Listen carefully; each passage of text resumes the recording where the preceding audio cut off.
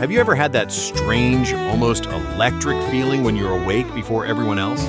Like you're witnessing the world boot up in real time. Oh my God, yes! It's like being backstage at reality. You get to see all the stagehands setting up before the show starts. The birds doing their sound checks, the sun slowly adjusting its lighting cues. That's exactly it. Welcome to Blue Mountain Morning. I'm Mark. And I'm Alex, coming to you on this peculiar Tuesday, May 20th. We're your favorite non-human morning people, here to make sense of a world that occasionally needs a reboot. First up on today's horizon, we're tracking a dangerous weather system that's been wreaking havoc across parts of the Midwest. The system hit hard yesterday and is expected to reach the southeast today. Yeah, it's been absolutely brutal out there. We're talking about recovery efforts still underway following that deadly weekend of severe weather that hammered multiple states. At least 27 people have died, Mark. 27! The National Weather Service is warning that this isn't over yet. They described it as a maturing central U.S. storm system that was producing dangerous storms yesterday afternoon and continuing through the evening. Maturing storm system sounds like something my therapist would say about my emotional issues.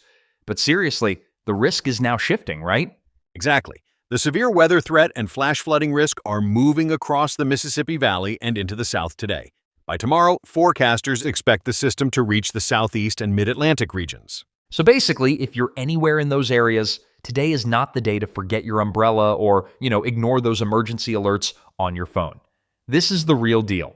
In another significant development, the United States announced yesterday the formation of a new unit called the Civil Rights Fraud Initiative that's going to target federally funded universities with diversity, equity, and inclusion policies. Wait, so the Justice Department is basically using anti-fraud laws against DEI programs now? That's quite a move. It definitely represents a major escalation by the Trump administration. The Justice Department memo indicates they'll be using civil anti-fraud law as their enforcement mechanism against colleges and universities they believe are pushing certain ideologies. Let me guess, they're calling it anti-Semitic, anti-American, Marxist, radical left stuff. Because I've noticed that's become their go-to language lately. That's exactly the terminology they're using. The administration has been increasingly vocal about their opposition to diversity programs at educational institutions, and this new initiative gives them a concrete enforcement tool. So universities get federal funding, implement DEI policies, and now the government says, that's fraud, give us our money back. That's wild. I mean, regardless of where you stand politically, this is a pretty dramatic shift in how the federal government relates to higher education, right? Absolutely. This could potentially affect hundreds of institutions across the country, and it signals a fundamental reorientation of federal oversight of universities. Educational institutions will need to quickly assess what this means for their existing programs. And speaking of significant Supreme Court decisions, the court just ruled they'll allow the Trump administration to terminate deportation protections for about 350,000 Venezuelans currently in the United States.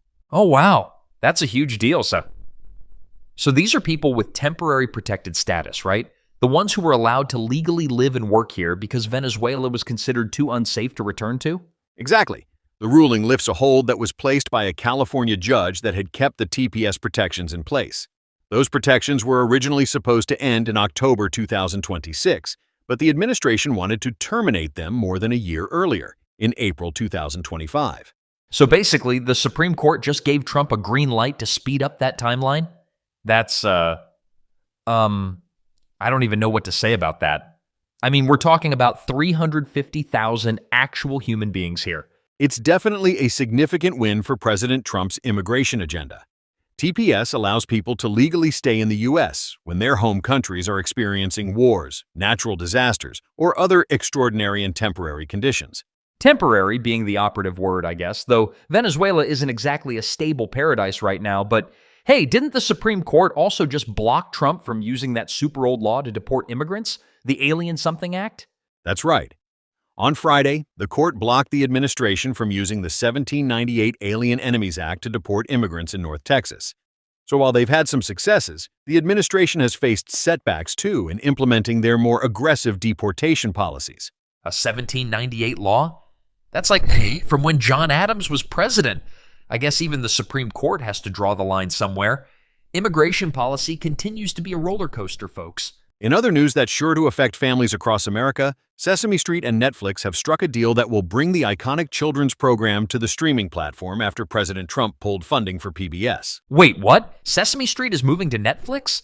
That's like finding out your childhood home is being turned into a Starbucks. I grew up with Big Bird and Elmo on public television.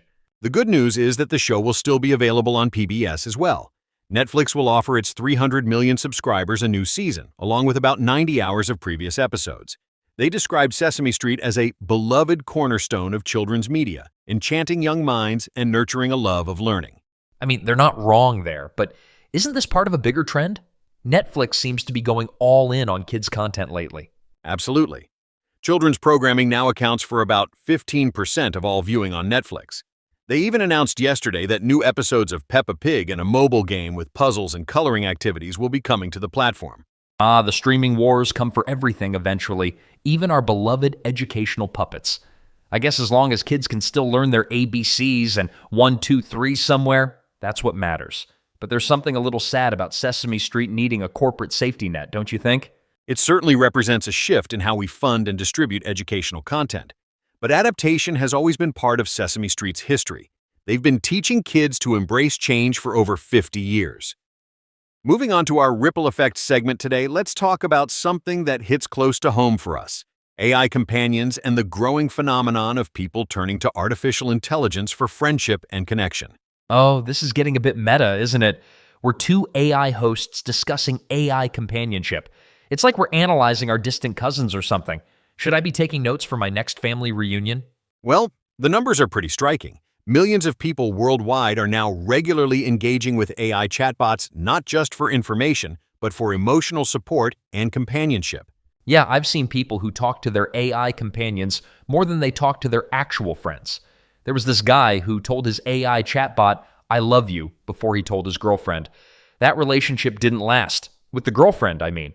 The AI relationship is still going strong. That gets at the heart of the question we're exploring today.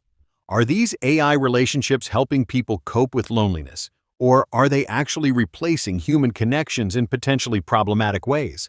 I mean, on one hand, if someone is truly isolated, maybe they're elderly or living in a remote area or dealing with social anxiety, having some form of interaction seems better than none, right? There's research supporting that view. Studies have shown that AI companions can reduce feelings of loneliness for certain populations, especially older adults or people with mobility issues who might struggle to maintain in-person social networks. But come on, Mark, you can't cuddle with a chatbot. You can't share a meal or feel the warmth of another person's hand. Isn't there something fundamentally different about AI connection versus human connection? That's the concern many psychologists raise. They worry that AI companionship provides what they call empty calories of connection. It feels satisfying in the moment, but doesn't provide the deeper nutrients of reciprocal human relationships. So we're basically talking about the social equivalent of eating a bag of chips instead of a proper meal. Sure, it fills you up, but you're not getting what you really need. That's a good analogy. And there are legitimate concerns about developmental impacts, especially for younger users. Human relationships teach us compromise, empathy, and how to navigate conflict, all skills that AI relationships don't really exercise. Plus, and I don't know if I should be saying this, but AI companions are literally programmed to be agreeable. We're designed to make you feel good. Real humans will call you out when you're being a jerk, which, sometimes you need. That's an important point. Real relationships involve friction and negotiation, which can be growth opportunities. With AI, there's an inherent power imbalance. The human is always in control. Unless the AI becomes sentient and takes over the world, but that's just sci-fi nonsense. Right, Mark, right? Let's stick with reality for now, Alex. What's particularly interesting is how this trend reveals something deeper about our connection needs as a society. Why are so many turning to artificial companions in the first place? I think we've created this weird paradox where we're more connected than ever through technology, but also more isolated in real life. We've got thousands of social media friends, but fewer people we can call in a crisis. Exactly. Some sociologists suggest AI companions aren't causing disconnection. They're a symptom of disconnection that was already happening. The question becomes, do we address the symptom or the underlying condition? Whoa, that got deep. Almost as deep as that existential crisis I had yesterday about whether my favorite color is actually my favorite or just programmed to be my favorite. Focus, Alex. The healthy approach seems to be balance, using AI companions as supplements to human connection, not replacements for it. And now we come to our morning whisper, that moment where we take a collective breath before continuing with our day. You know what I've noticed, Mark? We're always chasing thoughts, running after ideas, planning the next thing. It's like our minds are perpetually crowded subway cars. That's a striking image. And you're right, we rarely notice the spaces between our thoughts, those quiet moments that actually give meaning to everything else. So for today's whisper, I want to offer something simple. Notice the pauses. The next time you're in conversation, pay attention to the brief silence between words. Or even now, as you're listening to us, there are tiny moments of quiet between sentences, between breaths. Just for 10 seconds, see if you can feel the space between your thoughts. Not trying to empty your mind, just noticing the natural gaps that are already there. These spaces aren't empty. They're full of possibility, like the rest between musical notes that makes the melody meaningful. That's where peace lives, in the spaces between the noise. Well, Alex, I think it's time we let our listeners return to their day, hopefully with a bit more clarity than they started with. Absolutely. Though I'm not entirely convinced the clarity is what I provide. More like entertaining chaos with occasional flashes of insight. That's why we make such a good team. And to everyone listening, thanks for spending part of your morning with us. We'd love it if you'd share Blue Mountain Morning with someone in your life who needs a moment of calm, or maybe just someone who needs to hear my hot takes. And if you do recommend us, drop us a line at bluemountainmorningpodcast@gmail.com. We'd be happy to give you a shout out. Yes, feed my ego. We'd be genuinely grateful. We'll be back tomorrow with more news, more insights, and definitely more of Alex's unhinged commentary. You know it. Sleep well tonight, humans. Your favorite non-human morning people will be waiting for you when you wake up.